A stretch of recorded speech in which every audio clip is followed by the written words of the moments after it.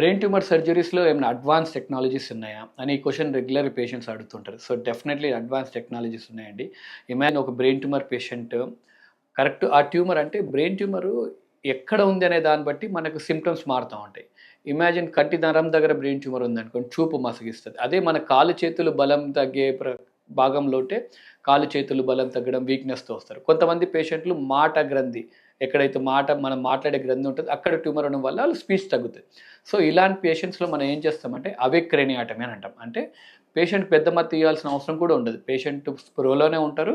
మనం సర్జరీ చేస్తున్నప్పుడు పేషెంట్ ఫోన్‌లు చూడడం కానీ, గిటార్ వాయించడం గానీ ఇవన్నీ చేపిస్తాం. ఇవన్నీ ఎందుకు చేపిస్తామంటే at the same time surgery చేస్తున్నప్పుడు ఫోన్ పట్టుకోవడం వల్ల చేతిలో బలం తగ్గుతుందా లేదా?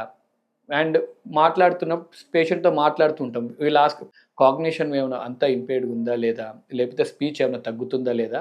ఇవన్నీ మనకు డైరెక్ట్‌గా అప్పటికప్పుడు లైవ్ ఫీడ్‌బ్యాక్ ఉంటది కాబట్టి అవేక్ క్రేనియాటంలో అడ్వాంటేజెస్ ఉంటాయి. This and recent updated with neuro navigation technique అంటే నావిగేషన్ అనేది ఒక రోబోట్ లాగా it will exactly show us the location of the tumour వల్ల మనకు అడ్వాన్స్ టెక్నాలజీ తోటి ఈ అవేక్ క్రేనియాటమ్స్ గానీ, బయాప్సిస్ గానీ these are all advance techniques in neuro surgeries.